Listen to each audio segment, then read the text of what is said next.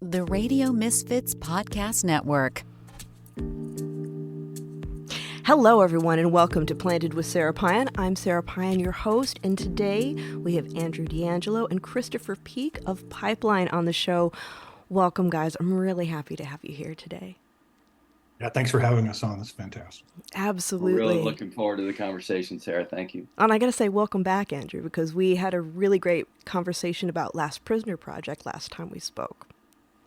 That's right. Yes, and still on the mission to free our prisoners. So let's not forget about that. Absolutely, absolutely. One of the reasons that we're here, we got to really look at, like, it's not just business; it's about changing people's lives and creating opportunities. Which, speaking of Pipeline, business growth engine, really excited to talk to you both about this today. Now, Andrew, I know the first time that you were on the podcast, we talked about your first cannabis experience, but I haven't asked Christopher yet. What was your first cannabis experience? Literally my first cannabis experience? Yeah. Okay, so I'm going to admit something to you that if my lovely aunt and my mother were listening, they'd freak them out. But my parents were 16 when I was born. I was born December 1967. In Los Angeles, California. Everybody was hippies. And they used to blow pot smoke in my face when I was a baby to mellow me out because I was kind of a spazzy kid. So when I was like a little kid in the crib, they were all sitting around like puffing on a J, and then they'd blow a little bit my way. And then by the time, I didn't smoke it as a kid, but that was like my first introduction to the cannabis thing. And by the way, my brain's fine. And then no development issues at all. And then really, my dad grew. My brother was a grower up in the Pacific Northwest. A lot of that BC bud, 'cause that's where I'm from, is up in Washington State. So I was always around it. It's never not been there, and it was never taboo in the world that I grew up in. So I don't know. I don't have a memory of that, but that's as far as I know. The mythology from my aunt and my mother is that's how it started. I mean, I think that's, it's got to be something to not be raised with the stigma, because a lot of us have to unpack that. Like, I know that my parents used cannabis when I was younger, but I had no idea till I got older. And my mom actually forbade my father from using it because she said that he was no fun and useless when he got Oh my goodness. So he just wasn't allowed to use it because he was a bore afterwards. Yeah. Curious what he was smoking. I know. Well, that's a thing. And actually, I was just talking to my mom about it the other night, and she's like, talking to you, I didn't realize there were all these different things. She's like, it was just, we got what we got. It was giggly. I'd, hang out with my friends, and that was it. I have no idea that there was nothing, that there was more to it than that. And I was like, yeah, we can unpack that, but that's going to take a little bit, Mom. You're going to have to take out your notebook. Yeah, I remember back. So, my family is originally from Los Angeles. And I remember living in, my dad surfed back in the late 60s and early 70s. And I remember him sitting at the table in this little place we had down in Hermosa Beach, about a block off the beach. But remember the old lids with the cellophane, the bricks with the red cellophane? I don't know if that takes you far enough back, but that stuff used to come up from Mexico. And my old man used to sit there at the table and kind of peel those things open and break them up and, put them into smaller batches. But that's how far back I go in the space.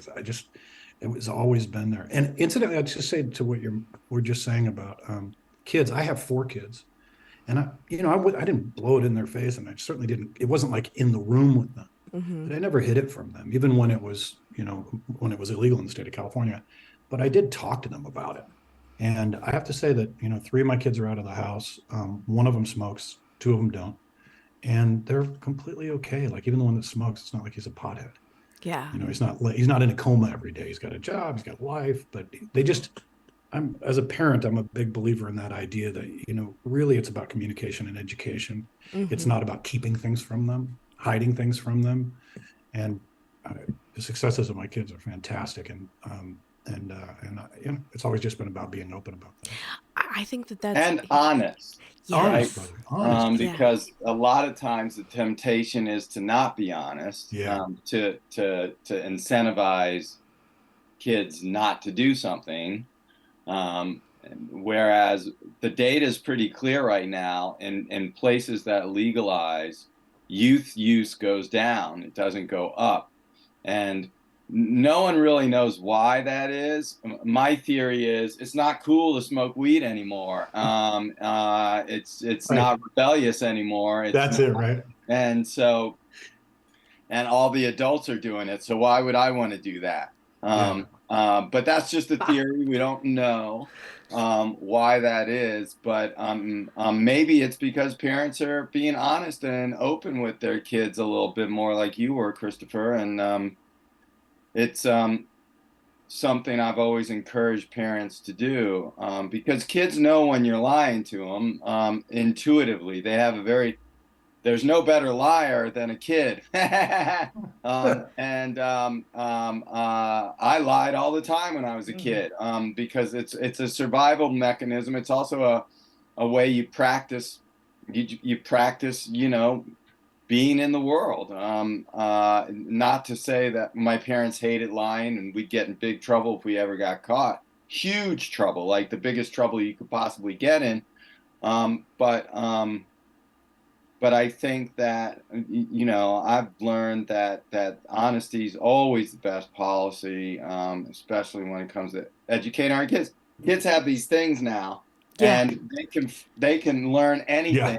faster than we can possibly Yeah. tell it to them. And That's on the money, man. and whether they get the right information or the wrong information, who knows? It's still information, and it's at their fingertips. So I think that's just to say that that's why the focus has to be on raising kids who. It's not quite where I thought we were going in this conversation, but just to but say, it's a pipeline, and our exactly. children it's part of the pipeline. Kids, ultimately that's what. And I think making sure that you raise kids that learn how to think critically. Yes.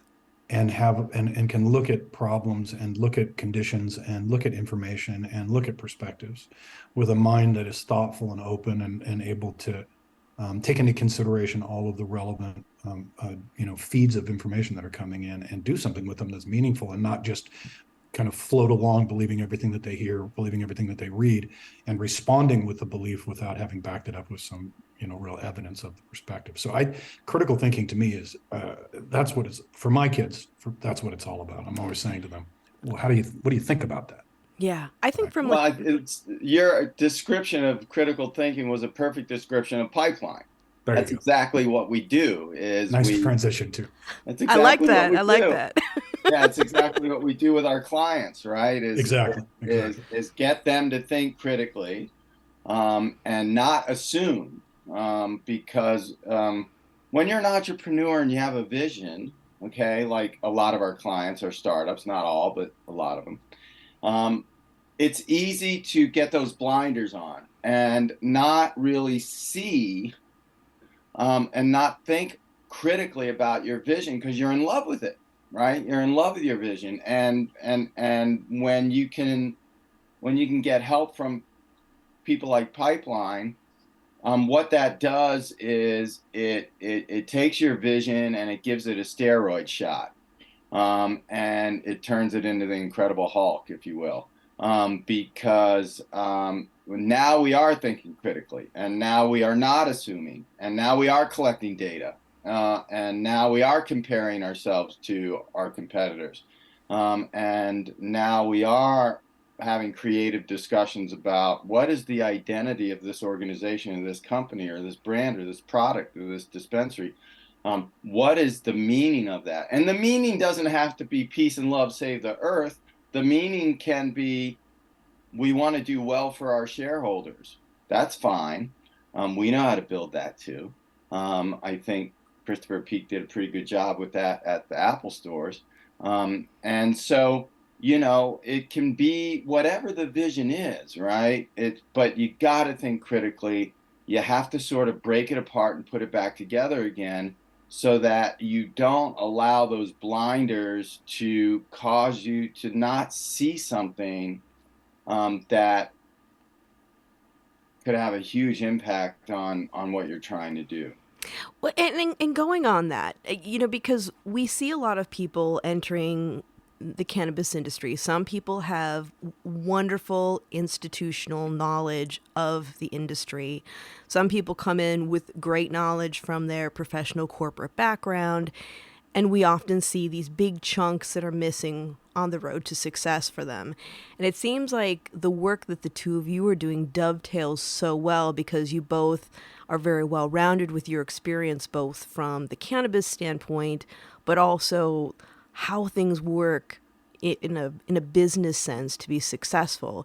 And you know, Christopher, your background, now you tell us a little bit about that too, because, and then of course we're going to talk about Andrew's, because the things that you've done in cannabis and the industry have been, I mean, I'll just say there's a lot of historic stuff that happened that paved the way for a lot of people to have success in what we do. Well, I'd respond a little bit to what you said there for a second too, just to start with is, absolutely, it is about bringing to bear the years and years of experience across a number of different platforms and businesses. It is absolutely taking that, kind of being able to bring in an understanding of somebody's business, but then help them develop the filters that allow it to get to the place it needs to get to be successful, whether that's putting together, 1 or 3 or 5 year business projections or goals, or looking at the brand DNA, or identifying go-to-market strategies, or talking about the products, whatever that stuff is. There is a kind of filter that you develop over time working inside of both large and small companies. And for myself, I really started out in kind of developing concepts at Universal back in the early 2000s. And from there, I went into, I worked for them for a while, and then went into consulting work. Worked with brands like Williams-Sonoma, doing Pottery Barns, PBs, and running through all of that stuff, but also working with, restaurateurs, quick food places like Pete's Coffee, Starbucks. And then I ended up at Apple eventually, and I ran design, research and development, procurement, manufacturing facilities, and developed all those groups for the retail space under Angela Ahrens, and rolled out a lot of retail spaces. And then I'm on a number of patents at Apple for developing all of the different systems that go into the retail spaces, and like tech and materials and da. And then after leaving Apple, I continued working with brands, both large and small, and coming in. Sometimes I come in as an incremental leadership. I'll come in as fractional and sit in as their interim CEO or their interim COO to help them build strategy and develop their company. And then in some cases, I come in and do projects for folks in-house at different companies and help them develop their go-to-market, their omni-channel approach, whether it's brick and mortar or say it's online e-commerce or in-app. I've also done product development work, including I have my own product development company. And so all of that kind of stuff I bring to bear. And then the cannabis piece really was Andrew and his brother. I had done, before I went to work for Apple, when legalization was flipping over, a buddy of mine who's a chef in the Bay Area, he's moved down to Arizona, but he was in the Bay Area for a long time. We got this idea that we wanted to create a little sports bar that was cannabis infused and see if we could sell them inside the dispensaries right at the very beginning. And so I actually sold at Harborside for a very short period of time, because then I had to take the Apple gig and I had to shut that all down because Apple wasn't going to be too cool about it. Yeah. But so that was my intro to the cannabis space. And then I've had some cannabis clients as I've gone along and helped them develop their concepts or help them come up with design ideas, how they do their retail spaces, things like that. Yeah, because it's one of those things where, some people will say, oh, it sells itself. Well, it's not true. Nothing. Yeah. There's nothing actually that sells itself. Exactly. That phrase, you just say the perfect thing. Like, people say that, and I'm like, you're crazy. Like, you can't set something on the ground outside and walk away, and then everybody's going to come by and buy it. Nothing sells itself. You have things that are easier to sell, but without a doubt, you have to have very, very clear strategies on the way you go to market, whether you're talking about product or services. And it's something it's got a life cycle. You have to continue to touch it and manage it and look at it and make sure it's working right, and be flexible and make changes when you think the changes are appropriate to do better with your business. Right. So it requires a lot of hand holding, actually, from ownership and from and from anybody that works there. Yeah, and I think that there's, for people who are entering the industry or maybe at a higher level who aren't paying as much attention to what's going on at the consumer level, they lose touch with what's going on with their consumers. Like Andrew, walking into Harborside, you'd see people from all walks of life in the store, and it's very eye-opening. It's very different than people may perceive it. Well, yeah, sure. I mean, there's still a lot of stigma. So there's a lot of perception that it's just a bunch of stoners going into the dispensaries, and if it's a medical framework, they're not really sick. If it's an adult use framework, they just want to get high, and that's just not the case. I'm in the camp that all cannabis use is medical, even if the intention of the end user is not medical in the front of their mind. Right. They might be going to get a product to relax or make them feel good, get high, if you will. Mm-hmm. That's their intention walking into the store. But then when they consume the product, this thing called the endocannabinoid system in their body gets engaged by the product. Mm-hmm. And their inflammation goes down. Their mood lightens. Their stress lightens. Their sleep may improve. Their appetite sometimes is either increased or suppressed depending on the cannabis and depending on what they're trying to do, if they're sophisticated. And all of a sudden, they're not just feeling euphoric, they're feeling well. And so that's the camp I'm in, and because there's so much physical and emotional, mental suffering right now in our country and in our world. It's one, you read the news, it's just doom, doom, doom, doom, doom, doom, doom, doom, doom. We just came out of this pandemic that was very hard on everybody, man. Absolutely. Whatever walk of life you were in. And so all those folks are starting to explore cannabis now, and all kinds of walks of life are coming in. That's my mission, is to make this plant more accessible to everybody in every community in the country and on the earth, because my father was horrified that his sons decided to do this with their lives, and was really gave us a hard time until we were able to legalize cannabis for medical purposes. My dad ended up taking a second mortgage on his house to help us open Harborside. And then after we paid the loan back and he was in his 70s, he himself started to take cannabis for his physical ailments, arthritis and joint pain, and he had a hip replacement surgery and so forth and so on, right? And here was a man that made his entire living from the system. My dad worked for the federal government, then he worked for Amtrak, and he was an establishment person, and gave us a really hard time. I'm talking decades here, and filled us with all kinds of self-doubt and imposter syndromes and all sorts of things. It wasn't his fault, right? He was trying to protect us as a dad. He knew that prison was not a good outcome for his sons, and he did not want that. And he felt the only way that he could be a responsible dad was to discourage us from doing this until things are legal, right? And then he flipped. And we're seeing that all over in all communities that have access now to legal medical or legal adult use or both. And that's really what this is all about. And Pipeline is about presenting this thing with all this stigma in a way that's comfortable, safe, and hopefully a little fun too.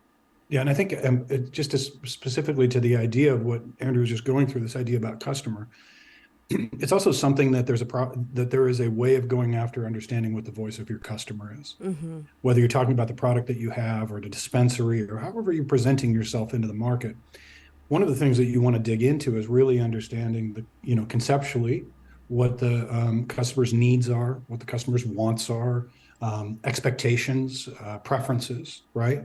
And so, the process of collecting and analyzing customer feedback or potential customer feedback, it's a bit of a science. Mm-hmm. And so when someone comes to Pipeline to work with Andrew and I, part of what we're saying to them, saying to you is like each piece of this puzzle that you've got in front of you that you're trying to put together that is your business. All of it has a way of being critically minded about it, and breaking it down and analyzing it, and so that you can kind of boost get to the Incredible Hulk steroid thing. You can boost, right, the overall business performance, and that's part of what we're doing here is saying, hey, we've been doing this in a number of different spaces for a long time, and there's a methodology, and there's also art, and those two things both live constant. They do. And so if you can understand either what your existing customer's voice is, and the customer experience, by the way, also super important. And you can understand what your potential customer's voice is, and go out and do that voice of customer research and come back. It helps you tune when you're developing your strategies. If I know, as an example, that most of my customers are people that are coming to me later in life, let's just use Andrew's dad as an example, who's coming to us later in life, and his body doesn't feel great. He has layers of anxiety about his age. These are all things that can be taken into consideration, and you can focus, if that's your goal of your company, you can focus to meet the needs of that customer by understanding their voice. Yeah, exactly. I as somebody who worked for a major dispensary in the Bay Area for over a decade, I can tell you, like, during the pandemic, there were a lot of people that were turning to cannabis for relief. And I did a class. I was working from home, but I was doing classes online, and I had one about sleep anxiety and depression. I had over 200 people from around the world on the classes. And, you engage them in products, you help them understand how they work, and then they think about it in a way that they didn't before. But also, like, looking at how to engage people, and as somebody, I'm the chair of the medicinal use subcommittee for the state, and we get people that are coming on in public comment going, bud tenders aren't healthcare providers. They can't give advice. And it's like, you're right. They're not healthcare providers. But we can create a safe container for experimentation so that people have successful outcomes, understand what works for them, but also giving the messaging that if it's not right for them, because some of us don't do well with phytocannabinoids, that's okay. It's all right, because you turn one person against it with a bad experience, they become an evangelist that's against cannabis, and then you've got that stigma. But that's going back to the critical thought thing. In life in general, just because something's not right for you doesn't mean that somebody else shouldn't have access to it. Yeah, it's totally true. I think part of it too is the way, I mean, you kind of hit on it, this notion of how you do the delivery of it, how the conversation happens, understanding how to set up your team so that they can successfully navigate conversations coming in those kinds of conversations, which is also, is part of the process. It's a huge part. And when we got into legalization, so many people who weren't engaged were like, oh, everyone's going in and getting high. And the thing that I noticed was that more people who didn't want to deal with getting recommendations, they were worried about being tracked, they were actually feeling free to come in and say, hey, I'm having some problems with sleep, or I'm having issues with stress. And I was kind of curious to see if this would work because, I've been reading research about benzodiazepines and dementia, and I really don't want to go down that route. And so we can have those conversations where we empower people to make decisions for themselves without making false promises. And I think that, one of the biggest things when we're looking at consumer engagement is having a place that has not only the products that people are looking for, but they feel supported with their purchases. And especially when we're looking at like the market of, a lot of people buy cannabis, but women in particular in purchasing in general are the household deciders of what goes in. I mean, I know for me, like if I head to the dispensary, my husband's like, just, what I like, get whatever's good, Well, there's actually an interesting real world example of that in other spaces, right? When it comes to the notion of, a big percentage of what you're doing is education. And this isn't a unique thing. You go into, I'll just use as an example, Sephora. Yeah. Sephora is a huge makeup retailer, right? If anyone goes into there for the first time and doesn't know anything about makeup, you can get from not knowing anything about makeup to walking out of the store with something that matches your skin, something that fits with your eyes, something that fits within the ideas you had of what you wanted to do with the makeup, right? And that's because Sephora understands from the very moment that the customer engagement happens that they're there to help educate. So let's go over here and talk about this. Let's go over here and talk about this, and really help. It's the idea of helping the customer formulate a perspective with a guidance and education, but without forcing them. It's not a hard sell, right? Right. And so it's not a unique thing, but it is something to acknowledge, and it is something to make part of your strategies, particularly when it's relevant. And it is something that you can kind of nurture and build, right? In the process of doing that with your teams. Yeah, and at the end of the day, for entrepreneurs, especially the people that are clients and that we help, we got to deliver growth and we have to deliver money. People need to make money, and that's what Pipeline is really all about. All this talk about the customer and the engagement and the journey, and it really is, those are the building blocks of growth, right? Those are how you get to point A all the way to point Z, where you're, counting stacks of money, because it's when we talk about, it's so complicated and nuanced, right? When we start talking about all of that, but at the end of the day, that's why we call Pipeline an engine for growth. Is if we do these things well, businesses will grow and thrive. And almost more importantly, what happens is you start to create community within your business, especially in this cannabis space, because there's limited access, and everything has to happen in a particular way in the supply chain, and either the delivery or the dispensary is the only end option for people. And there's still a lot of people that don't want to go into a dispensary. Yeah. They don't feel comfortable. Even nice dispensaries, they just don't feel comfortable. Like some people don't feel comfortable going into a check cashing store or a pawn shop, right? It has sort of this thing going on, and if people are not comfortable going in, well, they're not going to buy anything, right? And so it goes back to that stigma question a little bit that we were talking about before. But it's emotional. People make decisions based on emotion. And so the customer journey is emotional. The entrepreneurial journey is also emotional. Yes. And so what we want to do is we want to create a safe space for customers to get to walking in the door in one state of mind and walking out the door with wow. If we're advising on a product, not a retailer, when they take that product home and they open it up and they experience it, that's got to be a moment of wow. And if we can create wow, and it's one reason I'm so grateful Chris and Aaron and his team agreed to do Pipeline with me, because these guys and gals at ACV, they know how to do wow really well. Before the Apple Store, it was Best Buy or Radio Shack. And, totally different experiences. Underwhelming experience. Yeah, or overwhelming in the Best Buy. It's just like, yeah, it's too much. And no one to help you, and you're products. like looking around, and the Apple Store. As soon as you walked in the door, hi, how are you? The T-shirt, the everything. And it was like, do you need help right now? I'm right here with you. Let's go to this monitor, or let's go to those beautiful counters you had with the things on it, and you could interact with the product, right? Which you couldn't do at Radio Shack. You couldn't do basically you couldn't do at Best Buy. They had all the TVs with the football games on, but but some of what you're talking about, though, just to jump in a little bit too, that I don't want, because you spoke about it for a second, Andrew, and then you shot past, but I want to grab it for a second. Yeah, grab it. Is this thing about brand engagement, right? Like there, of course, there's brick and mortar, there's e-commerce, there's in-app purchasing, there's all of that work.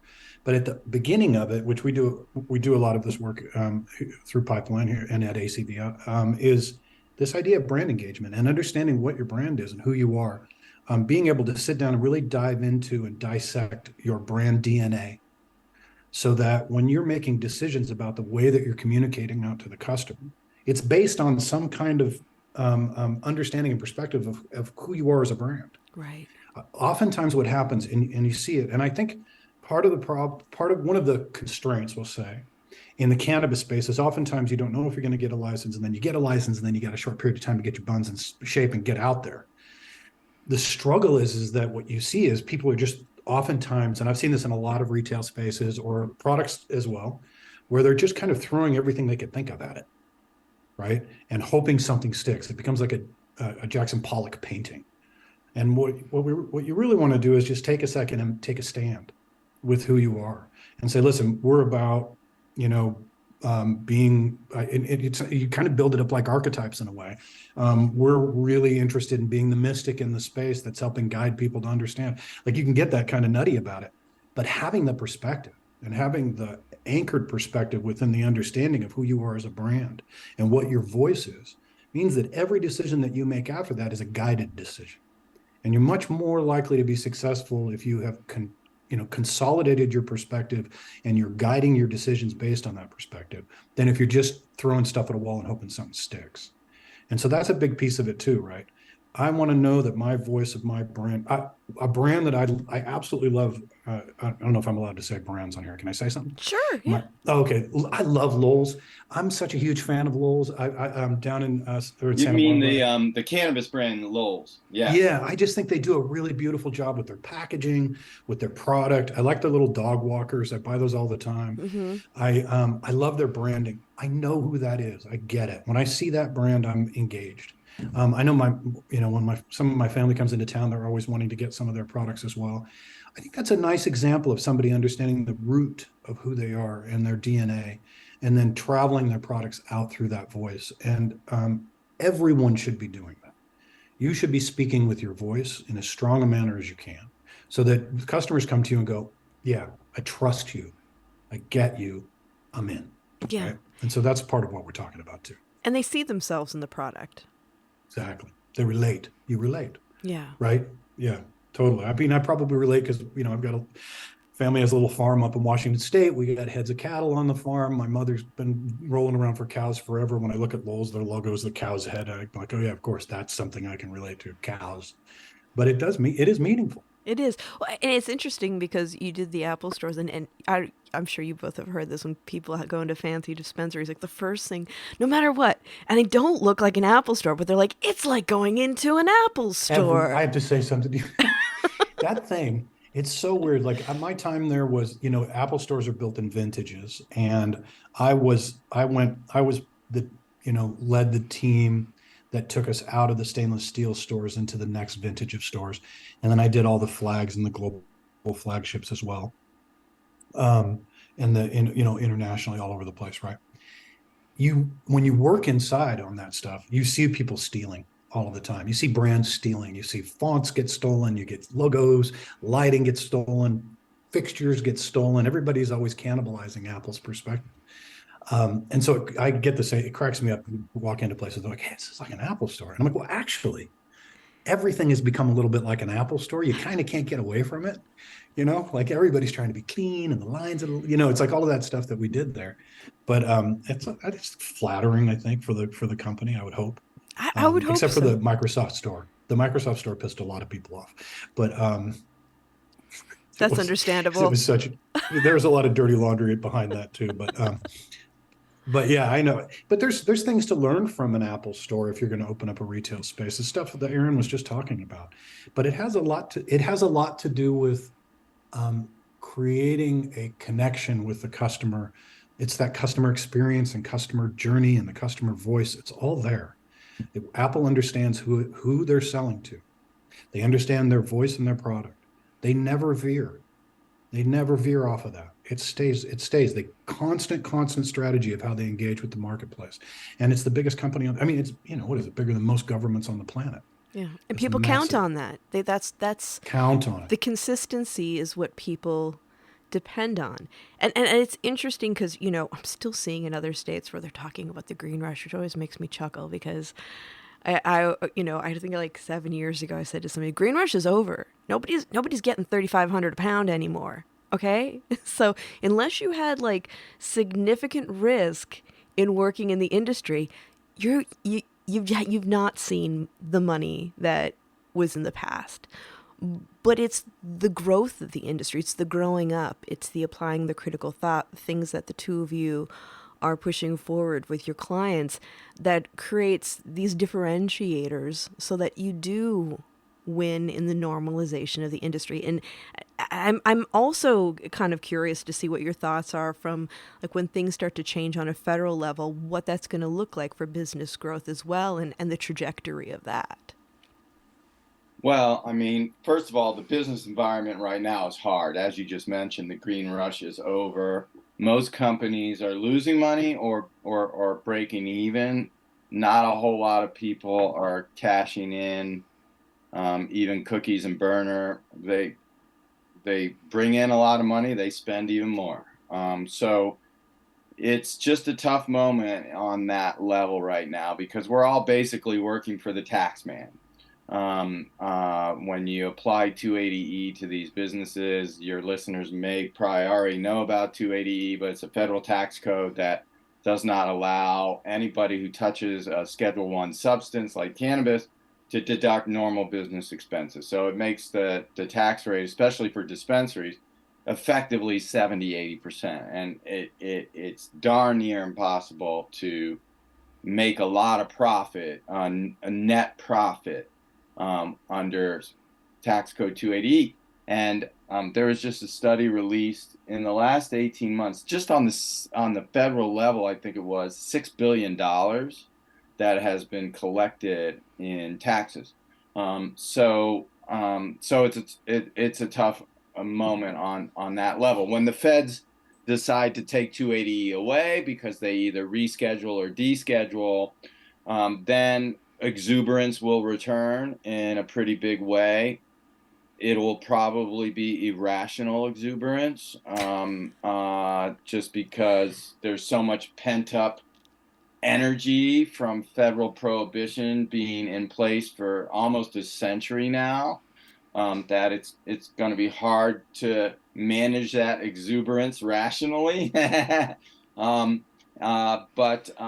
it means that people are going to, right now, capital is very hard to raise in the cannabis industry because investors have lost so much money, particularly with the public companies. That will change with federal legalization. That exuberance will bring a lot more money into capital, and with more capital, you can build more things, right? And build, in theory, if you use pipeline, better things and greater things. So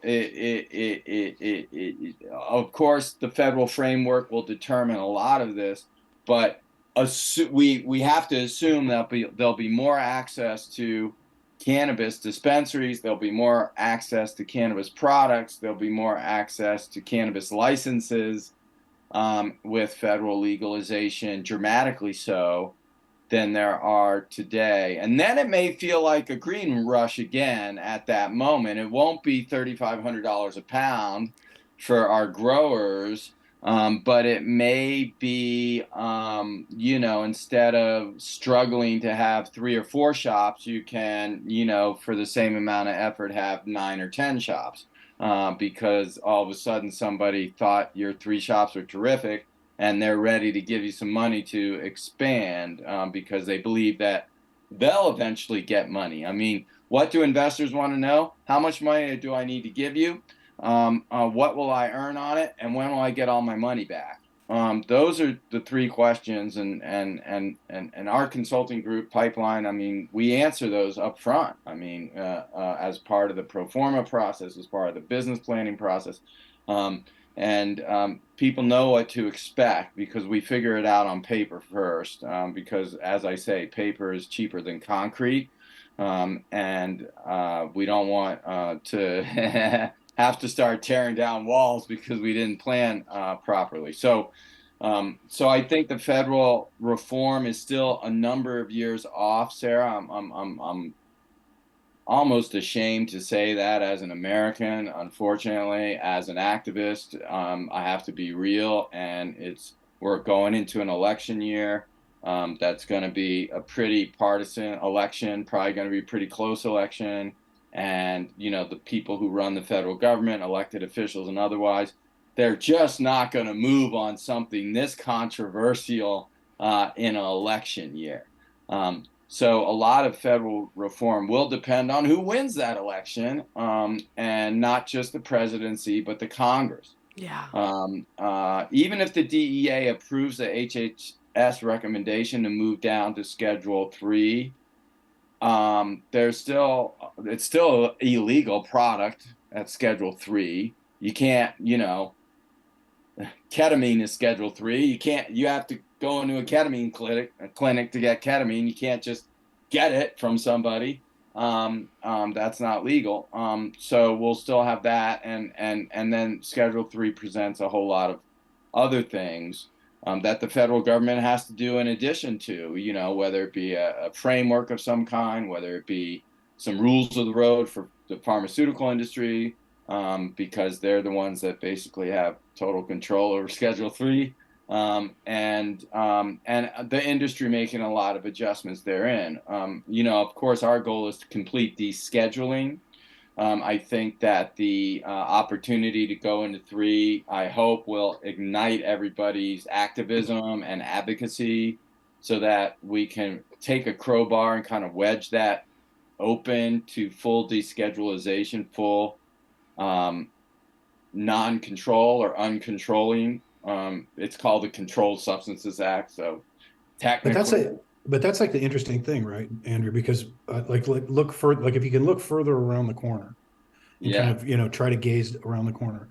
This train's going down a track. It's not going to get stopped. Eventually, this stuff will.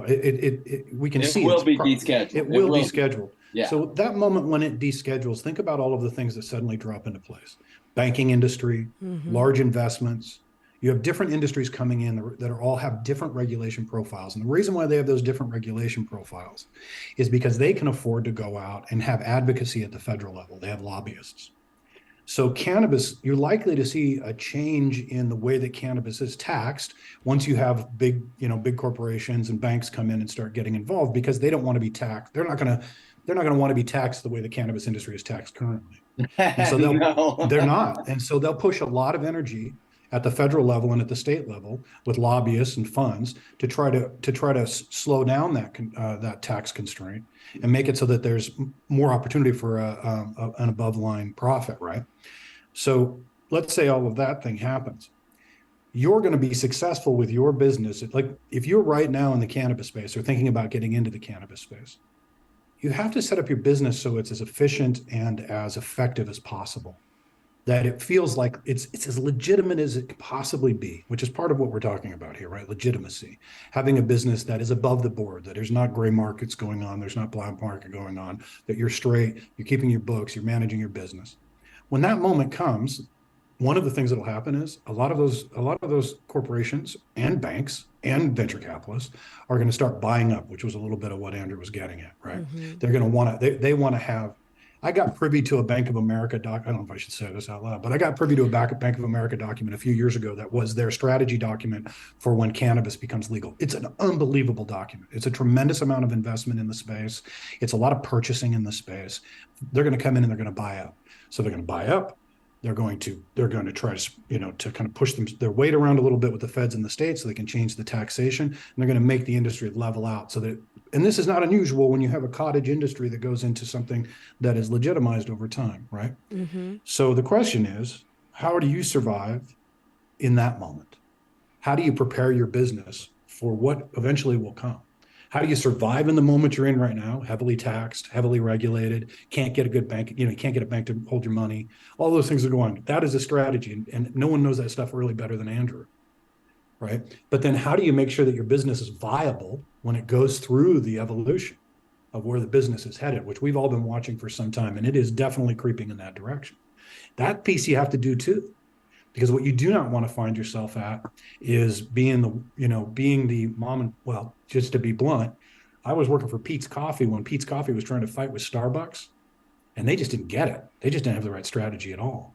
And I remember sitting in a meeting and listening to them talking about, well, we want to be on every corner that Starbucks is on. And I'm going, what are you, crazy? Like, Starbucks is a monster, and Starbucks is what it is because of its process. They do not have great beans, right? They have great name recognition, really good customer service, the cockpit where they do their coffee that's so fast and effective. They figured out the machine. You got to figure out the machine too. You want to survive. So it's tricky. Like, this is a really tricky time. You have to be very set on understanding and managing your business at this moment in time, and you have to be tracking for what's coming in the future. And it's complicated, but you can look to history of business and other sectors and see other times that this has happened at different levels, and see how people succeeded and understand how to set yourself up for that success. So. Yeah. I like to lovingly refer to that as the cage match for relevancy. Yeah. Yeah, totally. It's amazing too, boy. People go into that space. You see brands go into that space, and they're really like, you can think about like Abercrombie and Fitch. Like, there was a time when Abercrombie and Fitch was just a monster in the retail space. Not anymore. And I think the thing that continues to impact businesses negatively is their lack of innovation and their lack of forward thinking. They have a tendency to get into a place and go, okay, now we're going to squeeze this lemon for as long as we can and make as much money as we can out of it. And it's not always an effective path. Oftentimes that lemon only squeezes for a couple of years, and pretty soon you're standing there with just the rind and an empty glass, wondering, what am I going to do now? Yeah. So, it is a cage match. I agree. So when you're working with clients and you're looking at the landscape and looking at what their goals are, what do you do to help them set themselves up for success? Well, I think just knowing what your goals are, like, be specific. I mean, honestly, lots of folks are like, well, we want to make money. Okay. Or we want to, Everybody does. Like, there's lots of, like, really getting down to understanding what your plan is. And then I think Andrew mentioned this earlier, which is this idea of kind of dissecting it down to its base components. Put together a 6-month plan, a 1-year plan, a 2-year plan, a 3 and a 5. Know where you're going to be in which one of those things, and start building in that direction.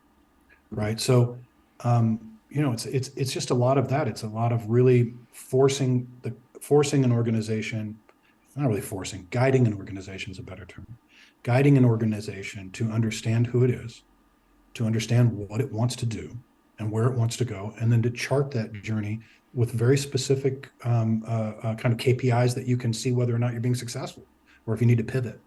So to me, it's always about let's really sit down, and it's that go slow to go fast thing.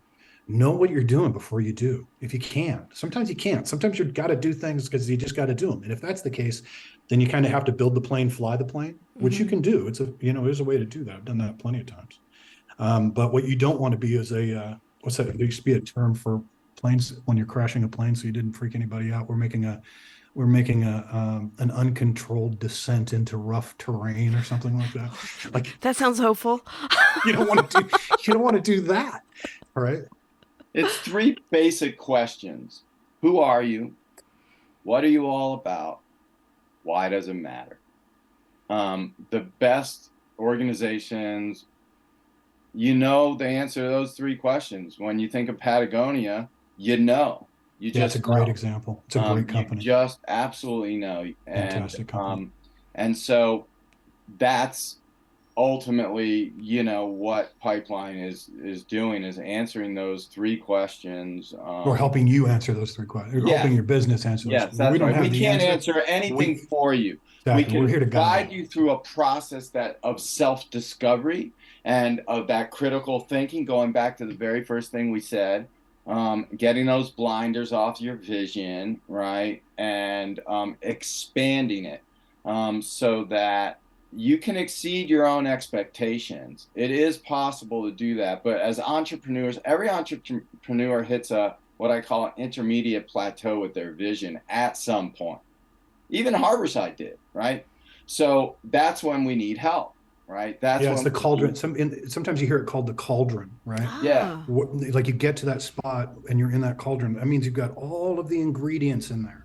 and they're all bubbling and hot, but you have yet to actually create the soup, right? And so that cauldron that Andrew's talking about, that's where, it's a business in transition. We're at the starting line. That cauldron is where you come in and you provide all of the knowledge and wisdom and perspective you can, but also that there's assets that come out of it, right? This isn't ethereal. There's actually things that you can hold in your, there's strategies, there's marketing, there's, all of these things that you do. They're assets that come out of it, but their origin has to be from that cauldron. Now, when you look at some of the things that are going on now, like, so we see a lot of people coming from other industries in, especially we've got a lot of C-level folks that are coming from big pharma, and I see, as somebody who was in corporate America, although I was I took a jaunt into nonprofits in between. The one thing that I noticed, like even in the tech industry, was like companies buying other companies, being like, "I love your special sauce. Let's do this. There will be no changes." And then 2 years into it, it's like everything that was special about it was stripped out, and they're like, "What happened? Oh, I guess we have to have layoffs now." What do you see with that in our industry? Because I'm seeing the patterns. It's like third verse, same as the first. And I'm not, as much as I appreciate people coming in and bringing their business acumen and taking cannabis to another level, they're also bringing in their bad habits and the tired tropes that have made business just untenable in a lot of areas. What are the conversations you're having around that? I think I'll go first, Andrew, if you want. I think listen, there is no doubt that there's two sides to the coin, right? Mm-hmm. I think why Andrew and I are a little bit different about it is both of us grew up in the stuff. We come from the culture of it. Yeah. I remember when they opened up, dude, what was the name of you remember down in downtown Oakland on 16th Street, that little cafe that opened up, the Cannabis Cafe back, was one of the early ones that was legal. Bulldog? I can't. Bulldog. No, Yeah. Blue Sky, No, Bulldog. Blue Yeah, Sky. Blue Sky. Yeah, Blue So, Sky. I flew my mom down from Seattle, and this is when I was working at Apple, I think. Flew my mom down from Seattle, took her to the cafe. She sat in the cafe and got a cup of coffee. I went in and I had a medical, and got some product and came out and went outside with my mom and handed it to her. My mom cried. And she said, "I have been waiting since 1965 for this moment. I cannot believe it's come. I didn't think it was ever." I mean, she sat in my car and wept, right? And I think while it is true, some people come from different, everybody comes from different backgrounds. You go through, and I've certainly worked a tremendous amount, both in the corporate space, but also in startup space and smaller companies. There's a lot of good you can bring. There's a lot of bad you can bring, right? And so, as a person that works in business, I can only stand on the laurels of the successes that I've had, as far as my ability to translate my business acumen into other people's businesses. Full stop. But what I also bring to it is my brother went to prison for at 14 he got popped for cannabis, and that turned into eventually he OD'd 20 years ago from a heroin overdose. That was because he didn't want to go back to prison again, because he'd already been there 4 times. And it all started with cannabis. My dad got popped back in the 70s. I was in the house when they came through the windows and the doors and took my dad away for selling cannabis. My brother got popped for growing cannabis, for a plant that does a lot of people good, does me good. And so I think there's a sharpening of the intent when you come from having been in the wars of it, to see it up front. There's a sharpening of not just intent, but of care. When I work with folks, particularly in anybody I work with, I try to give them the best shot I've got and be as honest as I can. But when it comes to the cannabis space, there's this other added layer of it, which is I also give a shit. I want this to continue to be legal. And I know that it will continue to be legal if the businesses are run in an effective and an efficient and in a thoughtful way, because then there's no reason for it not to be. And so I think that's a piece of it, at least for me. Andrew, you speak for yourself, my friend. Well, I mean, I don't have a corporate background, but Chris does. And Chris also has this background he just described, right? I'm very comfortable working in corporate settings with corporate people. But when I see all these new folks coming in the industry you just mentioned, I see really three. I see the legacy folks like me who came in and learned how to do this above board pretty well, and have developed enough skills that I can work with the corporate people too. Some of us haven't developed those skills yet, and are hopefully developing them, because we really need to build a bridge between the new folks coming in that are purely corporate backgrounds and some of us that are lovers and holders and keepers and advocates of the plant, because the corporate folks that have come in, and that third group, which I'll call venture capital and family offices that have come in, there's a pretty big culture clash happening between all these groups right now. And it's not just within the companies, it's on the street, it's with the customers too. That's why we're having this terrible problem with dual markets in California. 5 years after legalization, 70% of the transactions are still in the underground market. Part of that is the taxes have driven up the price in the legal market so much that, heavy consumers of cannabis, quote unquote stoners, you can't afford to buy all your weed in the dispensaries anymore. Part of it is the stoners now don't feel comfortable going into these corporate environments that went a little bit too far in the other direction. Similarly, a lot of the corporate folks just don't feel comfortable working with legacy folks, or they have stigma, or they think these people are unsophisticated, uneducated, don't have any knowledge. They have a ton of knowledge, man. I challenge anybody, any CEO from that corporate background, do what you're doing now while the police are chasing you, and see how you manage, and see if you can not go to prison like a lot of the people like me. I didn't go to prison, sold a lot of weed. And so I want to build a bridge between all these groups, because our adversary is the same. It's bad public policy. It's elected officials that either don't know or don't care to know about this plant and what it can do. It's regulators, it's tax authorities, it's people that, those are the adversaries right now for all of us, and a lot of the corporate folks and this quote unquote experts that have come in, they haven't managed any better than we did under these frameworks and tax structures. They're all losing money and struggling, and they're able to raise a lot more money than people like me and my brother can, and so they can, keep putting concrete on the runway, but the plane's not taking off. Because the frameworks are pretty broken, particularly in a place like California. So that's one of the ideas of pipeline, right? Like, you see big MSOs rebranding right now. GTI just did a rebrand of their dispensaries called Rise. Mm-hmm. Columbia Care just called themselves the Cannabist. All their stores are now going to be called the Cannabist. They're rebranding. Those companies are probably spending, I don't know, $250,000, $500,000 to do those rebrandings. They're hiring very fancy marketing agencies. They're spending a lot more. My guess is they're spending a lot more. I mean, tons, right? And Pipeline's not about that.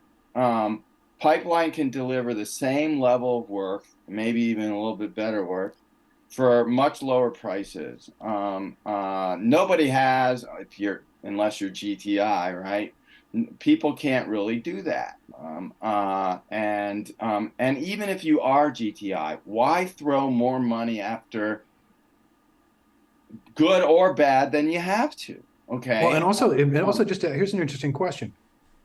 Why are they rebranding? Because rebranding is always the result of an impact, right? It means that they didn't set up originally properly. So they feel like they have to then go and fix it. What we're suggesting is, if you start at the beginning of the process, being thoughtful, being meaningful, being intentional, being critically minded, understanding what your goals are, understanding how to set up your operations, developing your go-to-market strategies, understanding what the voice of the customer is. If you do all of that work in the front of it, 2, 3, 4 years down the road, you don't have to turn and go, boy, we sure didn't know what the hell we were doing, but now I think we know what we're doing. Let's rebrand this thing. And so, we're trying to we want to catch you at the starting line or in a transitional space, so that we can help provide that filter to make sure that you don't find yourself a few years down the road going, well, we had to learn completely by making a lot of mistakes. We're going to bring all the mistakes we learned from to bear, so that you don't have to. Yeah. And that's part of the deal. Yeah. And sometimes the rebranding happens because the framework changes, right? Someone might have been called wellness, something wellness. Sure, totally. And now, it's an adult use framework. And sometimes that's what it is. And you see this in especially like fast food. Fast food, they're always changing their logo, right? They change it a little bit. They don't actually change the branding, but they'll just change the logo a little bit. I mean, in my lifetime, Jack in the Box has probably had 40 different I was just thinking that when you said that. Oh I was my thinking Jack in the gosh, Box. Yeah. And one of the lowest performing fast food chains. Yeah, I mean, not as bad as Burger King, but does not match McDonald's, right? Yeah, right. And so it's so when even the big companies, when they rebrand, I want them to call pipeline, because again, it's part of building that bridge, and it's also part of making sure that we're doing this in the best way that we can without having to spend too much money, because it's a very hard thing to come by right now. Mm-hmm. It is. And I think, when we talk about the different lenses, the legacy lens versus the new entry corporate lens, you need a hybrid. And that, to me, talking to both of you, it seems like that's what you're really doing. You're getting people ready. You're getting them set for success. You're creating that roadmap for success for them and helping them stay nimble. It was actually called hybrid before we called it really? Yeah, for a minute. That we had some trademark issues with hybrid, but it's so telling that you said that and picked up on that, Sarah, because that is exactly what we are doing. Yeah, that's what we need. Definitely. Like I think about. So there was a meeting that I've talked about this before with Andrew, but there was a meeting. The banker that was heavily invested into Harborside, I remember sitting in the room with him and Andrew's brother one day, and we were having this conversation, and I suddenly realized that I had this weird superpower that I didn't realize that I had, because I'd grown up in the culture, but I've been working at very high levels in the corporate world for a long time. And so there was a couple of times where Steve turned to me and he looked at me, and I knew he didn't know exactly what dude said. So I was like, Steve, what he's saying is the man, it's like I was acting as a translator for a second. Right. And when I walked out of that room, I remember saying to my wife when I got home, I said, oh my gosh, I've just realized something that is like happening here that I didn't ever think about, which is that I can kind of straddle the bridge, man. I can get on both sides of the shoreline. I'm able to understand the hybrid thing. And I understand it even better when I'm around Andrew, because Andrew really helps me understand the industry in ways that I may not be aware of, because he's so deep in it. And at the same time, I think that, probably that's the gift that we're giving each other, which is these different perspectives that we're bringing together to straddle the shorelines, which is important. If this thing changes the way we think it will change over time, you got to know what's going on with what's coming in. Mm-hmm. You have to be able to see there's a wave coming, right? And, giving it a surfer's perspective. And you look out there at that wave, you have to be able to see the kind of wave that's coming, and you have to be able to adjust for it, get your board set in the right spot, get ready to stand. And if you don't have the people in-house to do that, we can certainly come help you do that. Yeah. And with what's going on in the industry now, I mean, the MSOs may be able to get like those big teams, but they don't necessarily have the understanding that you do. And of course, we know that some of the smaller, businesses that are poised for growth definitely don't have the money to be able to do that. And it would behoove them to not engage with some of the larger agencies, because they don't understand what you're doing. Like they only see their case studies, and there's bit by bit, but you've been immersed in it. You both understand. And the way we engage is more, if you think of, like, sometimes I'll sit inside a company in a fractional leadership role, and you get me for 1 or 2 days a week as your whatever, right? The idea being we're owner side representation. We're advocating for your business. I'm not going to make my money off of the percentages of products that you sell, unless you want to give me that, and then we can have that conversation. But like, that's not the deal, right? Like, it's a set rate. We're pushing our numbers down to make sure that, whether you need help on your website or you need help developing an operational program, or you need to structure, whatever it is, we can provide that at good cost.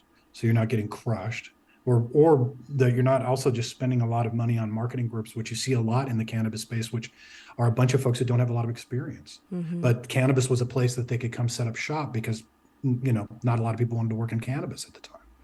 And so that kind of advocacy that we're bringing, that kind of owner side representative we're bringing, is our way of kind of helping the industry along. We still have to make a living, got kids, got a mortgage, but not trying to crush everybody with the cost of us being engaged. Yeah, yeah. That seems to be like one of the biggest sticking points. Is it's either like, you have the larger companies coming in, but for the longest time with marketing and stuff, they weren't people that were having a lot of experience. I used to joke that it's like land of misfit toys. You want to learn how to do something? We'll take you here. That's a perfect way of putting it. You Yeah, know, totally. you're not afraid of being on a list with the feds? Come hang with us. Yeah, exactly. Learn marketing via YouTube and help me. Yeah, it'll be good. I'm sure if we just build these fixtures this way, they'll work fine. It'll be great. It'll be great. Yeah. But it's No. seeing the two of you work this gives me hope for like this is like the growing up of the industry. And when we look into the Hope so. future, yeah, I think it is. I mean, it's going to take time. It's taken us a long time already, but I mean, buckle up. It's going to be a long ride. But in that, what are you both excited about in the future? What you see? You want to go first, Andrew? Sure. Well, I mean, I'm just excited about the stigma going away in people's minds and hearts with cannabis. It's still, I mean, I was in Ohio speaking at a conference. They're going to have adult use on the ballot in November. And, it's the Midwest. It's a purple state. It's definitely not California anymore. And just the stigma's tremendous. We are on the precipice of that going away. 10 years from now, 20 years from now, certainly 20 years from now, it's gone. It's gone. And people, they're going to look at cannabis like vitamin C or, something as normal and any other healthy lifestyle thing. Yeah, I mean, just like there was a time where if you ate organic vegetables, you were a radical. Right. Or if you grew organic vegetables, you were a scrappy radical farmer that, was crazy. Now, Whole Foods is owned by Amazon. And farmers markets are everywhere. And, this people are saying, well, why don't you have organic? And so the stigma on organic is completely gone, and in fact is reversed, right? And organic is still a little bit more expensive than conventional. Even organic hemp seed, when you buy the ton, is about 10 cents more per pound than normal hemp seed, right? It's not $1 more per pound, but it's about 10% more, right? Yeah. And most people are willing to pay if they can. All right. If you live in poverty, you probably can't. But if you can, the tolerance is generally 5 or 10% more, and I will buy organic all day long because I really care about what's going in my body and what's going into the body of my children. Okay. And I think it's going to be a similar thing with cannabis. The stigma is going to be gone. So I'm really looking forward to that. I'm looking forward to people learning how to grow good weed at scale. We don't have that right now. Most of the weed grown at scale is mediocre. Yeah, land of mids. The land of the mids. It may not be possible. Okay, the cannabis plant is a demanding plant. She's got a big sense of humor. She doesn't like to be boxed in, and she doesn't like to be scaled. And so craft cannabis living and existing and thriving next to scaled cannabis is something I'm looking forward to, because I'm of the school that those growers and manufacturers that can pay the most attention to the plant and its products are going to have the highest quality products. They simply are. And doesn't mean that big giant farms can't play an important role. Okay, and they do play an important role. We would never have vape pen cartridges if that supply chain was dependent on craft cannabis. Just wouldn't happen. But we do have vape pen cartridges, and people enjoy them. I enjoyed them at the concert last night. I could take my vape pen cartridge and use it anywhere in or outside the theater. No big deal. Very nice. So there's a place for all these things. But I'm looking forward to the craft cannabis. Right now, there's a craft cannabis disruption. I'm looking forward to the craft cannabis renaissance. I think that's on the horizon. I'm looking forward to the frameworks that we operate in getting better, whether that be at the state level, whether that be at the local level, or whether that be at the federal level. Here in California, we had this great bill that would legalize cannabis cafes that passed overwhelming in the legislature, and the governor vetoed it. I'm so surprised by that. He vetoed it because of stigma. He didn't there was no science behind it. It was I think only 8 people voted against it. It was like 300 to 8 in the legislature. It was overwhelming. He still vetoed it. Now, he's from the restaurant and wine industry, so maybe some people got to him because they felt threatened by it. But that was a big disappointment, right? But I'm looking forward. The day will come when we can have a cannabis cafe. And, blue sky, what you were talking about with your mom having a coffee and a joint right there, you can't do that right now under the Prop 64 framework. This would have allowed that to happen, the cannabis cafe thing. And that's going to come. I'm really looking forward to that. I'm really looking forward to being able to go to a stand-up comedy show and consume cannabis in the lobby or the courtyard or wherever of the comedy club before the show, or even, hey, everybody, I'm about to make a weed joke. Get out your vape pens. Are you ready? 1, 2, 3, inhale. Well, just think about all those stand-up comedians that are dying to get everybody stoned out of their minds and come see their show. It's you won't miss, man. You're like time on stage. Every show's a killer. And those are the kind of things I'm looking forward to. These integrations that are ahead of us, and certainly there's no bigger thing than every single cannabis prisoner walking out of prison. There you go. That's the granddaddy of them all in terms of what I'm looking for. Yeah. I think a lot of what Andrew said, I just say yes, absolutely. The other thing I think is just the possibility that's ahead when it's an industry that's fully realized, that is appropriately taxed and appropriately legalized all over the United States, all over the world. Because I think that of all the products out there in the world, this is one that does a lot to bring people together. It does a lot to calm people down, and to stop being so crazy. And I guarantee if you took, 50 MAGA hats and put them in the room with all of AOC's fans and everybody smoked a doobie, everybody'd be okay. And so, there's that piece of it, right? It's just in the proliferation of calm, but also just to have a thriving industry that people are having good success and coming up with great ideas and great platforms and awesome kind of identity, brand identities, and like all of the fun that comes out of that, all of this stuff that creates jobs for people, right? Meaningful jobs that people can go to work every day, love what they do. I have to say, one of the things that I remember when Steve walked me around Harborside the first time, and I went in the back house and I was walking around, everybody there liked working there. There wasn't anybody there was complaining about their job, and everybody had a gig and a gig that they could feel comfortable doing. It wasn't just sitting in some desk in some, office trying to be somebody's assistant or something. So I just think it's like a fully realized, wonderfully developed complete industry that allows for innovation and thoughtful work and people having jobs. Yeah.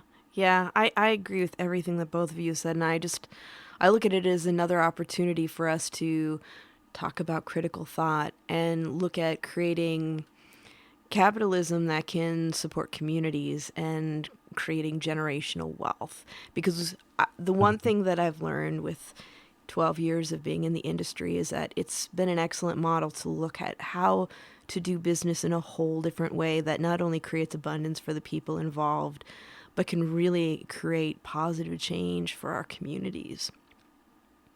Yeah, I agree. Yeah. So, in order for us to help doing that, we just need, people give us a call. Yeah. I mean, that's part of the reason why we're here is like, we really, really can bring a lot to bear. We do want to help. We're not free, but we're not as expensive as some of the craziness that you see out there. And we do have a lot of experience and a lot of expertise on our teams that we've combined together. We can do a hell of a lot in helping. And so, part of the reason why we're running around is to say, hey, we're here, right? And we'd like to help. Yeah. We'd like to get engaged. And when you think about, the prices of services like this, you want to be able to get the most out of your consultancy. Absolutely. Because Absolutely. it's a big deal to make that kind of investment. And for people who do want to reach out or follow you on social media, how do they do that? Andrew _DeAngelo is all my social media handles are that. I'm just Andrew DeAngelo on LinkedIn. AndrewDeAngelo.com is my website. You'll see Christopher and Pipeline on the website. Go to the landing page. You'll also see us all over LinkedIn right now as we continue to drop this announcement. You'll see a one sheet and a little deck that we have that we're dribbling out so people can get a little bit better understanding of exactly what the pipeline and roadmap is for their success. Yeah, and I think if you go to the pipeline, I believe it has, like, if you need to see what the ACV agencies, like Andrews, you'll go to his site and you can see all the work that they do.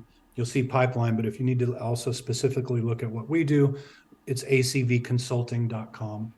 And you can see the body of work that we do. The reason why we're working together is because we really believe that mix of that work and the mix of Andrew DeAngelo Consulting together in pipeline kind of brings everything you need. It's a full toolbox. But if you just want to look and see the kind of work that we do, please come and look. Come to the site and check out some of our work. We do good work. Yeah, I'm really excited to see what you both do. And the next time we get together, we have to talk about cannabis and creativity. I'm in. Oh yeah. Oh yeah. That's a big part of all of our lives. Listen, I'm telling you, it's like, I know Andrew and I share some familiar background, but I'm an art school kid, and all my degrees, undergraduate in art school, graduate degree was in the arts. Cannabis is a big piece of that. Yeah. Without a doubt. Yeah. Yeah, I was a theater there's a lot of people kid. sneaking out of Apple, going into the driveway. Oh yeah. Hitting the vape pen. It's real. That's it. Well, it's for me being I'm a singer-songwriter, but I was like Andrew, I went to school for theater. So like that was a big part of our creative process. Oh, you see? No wonder we have a great conversation. Yeah. Well, until next time, gentlemen, it was a pleasure. Come back anytime. Seriously. Andrew, I always have fun talking to you. And Christopher, this was great. Pleasure getting to know you. And I'm so excited to see what Pipeline does because it's a game changer. Sara, thanks so much for having us. Yeah, you're such a lovely host, and we're excited to show the world about Pipeline too. Until next time, Thank fellas. You. All right. Okay. Ciao, ciao. Bye. And everyone, remember, if you like listening, please give us a review, share it with a friend. Let us know what your favorite episodes are. And if you'd like to stay in touch over social media, we are Planted with Sara Pion on Facebook and Planted with Sara on Instagram and Twitter. You can also go to our website, www.plantedwithsara.com, or listen to us on our parent network, Radio Misfits Network, where there are other great podcasts, like one of my favorites, the Winemakers Podcast. So check it out. You can listen to Planted wherever you listen to your favorite podcasts, whether that's Pandora, Spotify, Amazon, Google, Apple, Stitcher. Tune in. We are there. So join us. And until next time, stay curious, stay safe, and remember, it's a wild world out there. Be good to one another. Until next time, take care.